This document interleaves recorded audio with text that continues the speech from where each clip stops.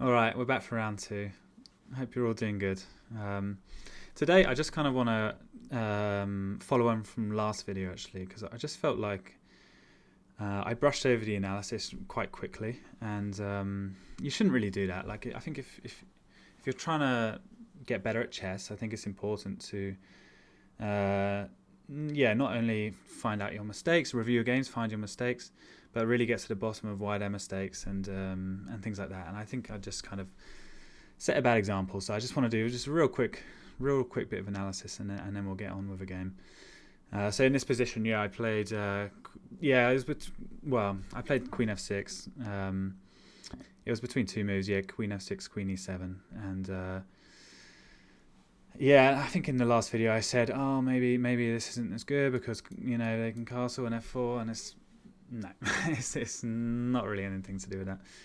As you can see from the engine, the computer recommends D4, and what ends up happening is if you take this, white can castle, and then all of a sudden the middle of the board's opened up, white's castled, you're still a couple of moves away, this knight's a bit vulnerable, and the problem is this queen is getting in the way of the knight's retreat square, and I think that's one of the main issues with Queen F6. And this is already better for white.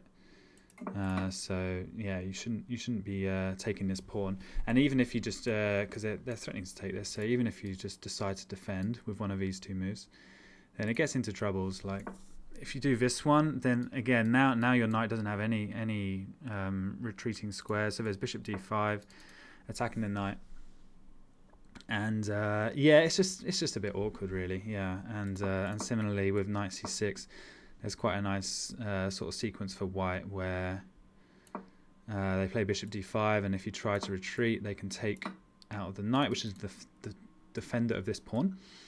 And after recaptures, then we have pawn takes e5, and it just looks. It's still fine for black actually, but it's just not ideal compared to Queen e7, where black is apparently 1.5 pawns better. Doing very, very well. You've got this nice retreat square for the knight on f6, and you can get the sort of ultimate, the dream setup where you can Fianchetto the bishop and there's no problems. There we go. There's the what I should have done yesterday, but I kind of failed to do so. And then also later on, I think the only bit of calculation I needed to do in the whole game was right here. I calculated what happens after d5, and I thought, oh, maybe it's not possible, because I saw some things like here there's a fork, and if you take and take and take this, then b7 hangs.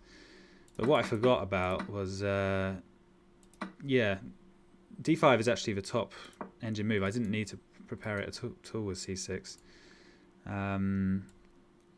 d5 was the top move, because after this, then you can play c6, which stops this, and now you're attacking the bishop and you're attacking the knight, and it's all winning.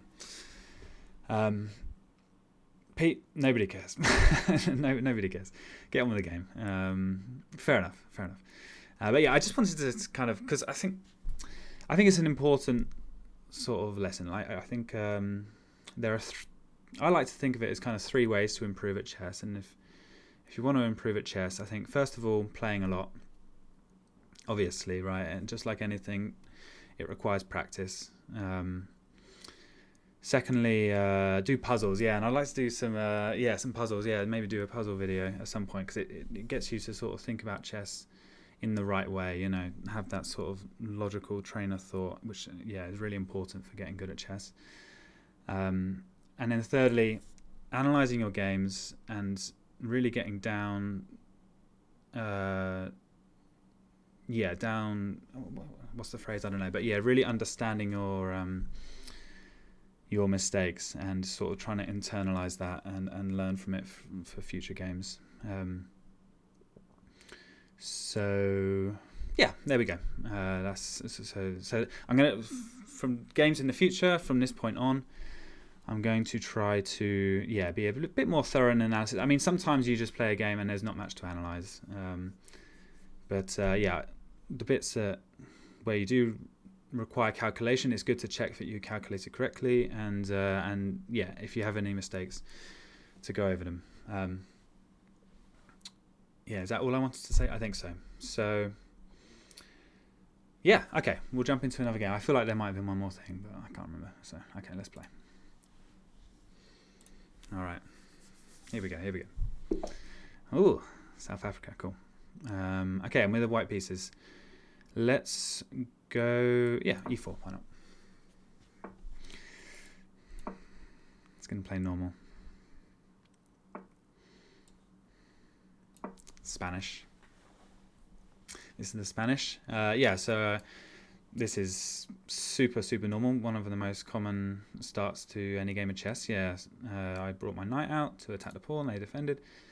And this is the Berlin, which is very theoretical. I think it's after castles. It becomes very theoretical after knight takes e4, and there's all sorts of things. You give away this pawn, but you get a rook to e1. You're looking to play d4 and open up the king. And at the top level, the Berlin is considered very drawish. Like a lot of the grandmasters will pick this as black if they're going for a draw. So I'm going to play d3, which is just like just a solid move. Just defend this pawn. And I feel like there's a bit more play with d3. You can sort of push for a win in a lot more cases. My opponent's playing very, very well so far, very, very logically. It's possible I should have played c3 before castling, because we might see bishop a4, b5, bishop b3, and knight a5, and they're getting my bishop, which is like. People say that bishops are worth just a little bit more than a knight. I might have already misplayed this, so I need to focus up. Also, I've got to be wary not to get too low on time, because this could be a stronger player actually. We'll see. Okay, they didn't play b5 and go for the knight a5 thing, which I thought was pretty good. But so now I will play c3. Which prepares d4 someday, but it also gives my bishop a retreat square. I feel like this ping could be annoying, so I'm actually going to play h3. Stop these pieces coming to this square. Okay, d5. Okay, this is kind of a position where you don't just want to sort of rush and just take this pawn. You do want to think about what to do here. So I'm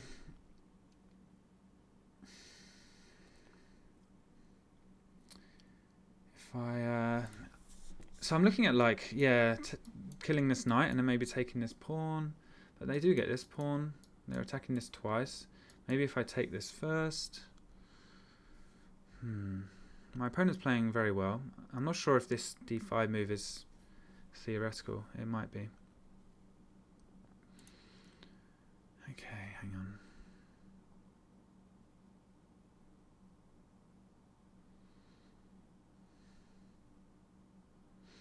Yeah, I'm not sure.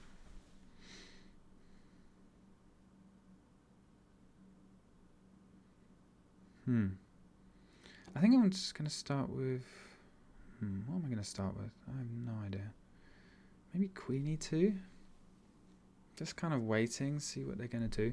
And maybe after queen e2, then I am threatening to win this pawn. Queen e2, just defending this. And then maybe I can prepare rook d1 and get my rook opposite the queen. Let's try that, I don't know.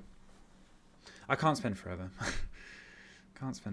It's a habitual problem of mine. I get low on time very easily. Okay, so maybe they're going to play b5. But yeah, this player's not messing around so far. This is pretty serious stuff.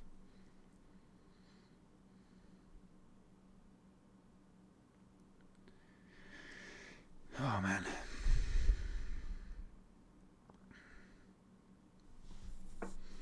Yeah, b5. Yeah, good move. So I can either go here or here. I feel like c2 is normal, so I'm just going to do that.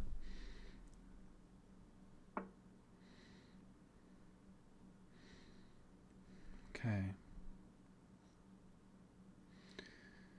So I just played rook d1. Yeah, I guess it puts the queen on maybe a slightly awkward square. Let's just do that. I was wondering maybe I want, you know, this rook actually on this square, and then eventually bring my other rook, and then my rooks can be right in the center. But let's just do this because it's very direct. This is serious stuff.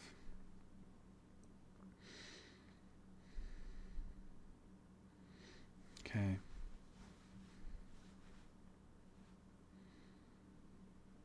Yeah, I have no idea what to do. But I think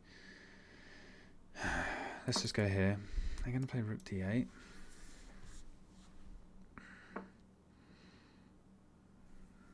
Knight a5. Ah, okay. So this maybe drops this pawn. Might be the first mistake.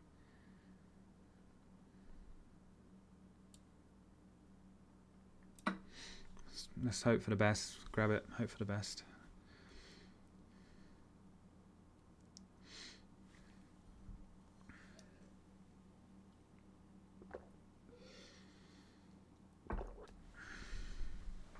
Queen e6.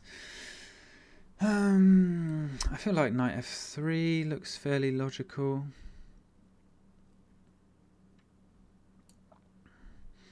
I just want to keep developing my pieces. I want to get my bishop out. Oh no. Why would you pre-move? Why would you pre-move that? There's no reason to pre-move that. That's a shame. Yeah, it's a bit of a shame because yeah, our guy was playing very, very well here. But now, and that's another blunder. Yeah, so now, yeah, again, not, yeah, I don't know. Kind of unfortunate.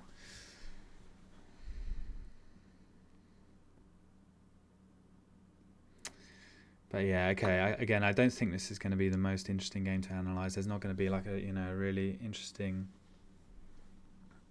tactical moment, with like some finesse or anything. No, it's just hang a queen, grab a queen, win the game, pretty much. I mean, come on.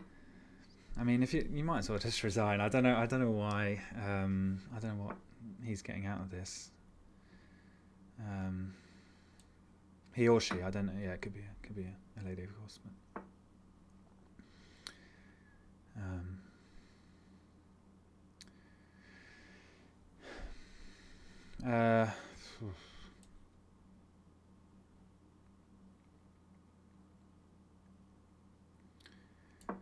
develop my bishop, defend the knight. Yeah. I don't know, like, you can probably just stop the video now. I wouldn't be too offended. There's not too much going on here. Let's go knight c6. Sure. Knowing, yeah, I'm expecting something like this, just give up some rooks. Where's the mate?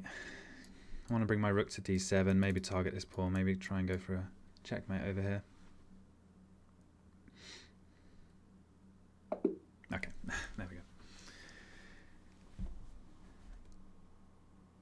Okay, we'll do a quick review. Yeah, like I say, yeah, it'd be good to know if yeah, because he, like I say, played the opening very, very well. But thankfully this time it looks like I didn't make any sort of serious mistakes, so that's good. Book, best. Okay, yeah.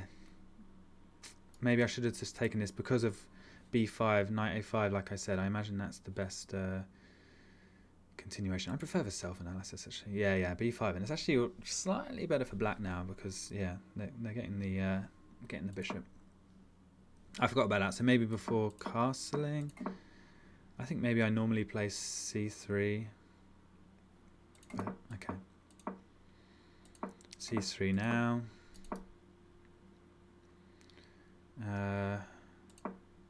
Queen e2 is maybe not the most accurate. It does want me to do this. Well, at least it's an option. I thought here. Oh, I'm attacking c6. I didn't even see that. Yeah, okay, maybe I should have seen that. But never mind. So I played queen e2. Okay, so that was a mistake. So it's good that, again, I'm being a bit more thorough with the analysis here.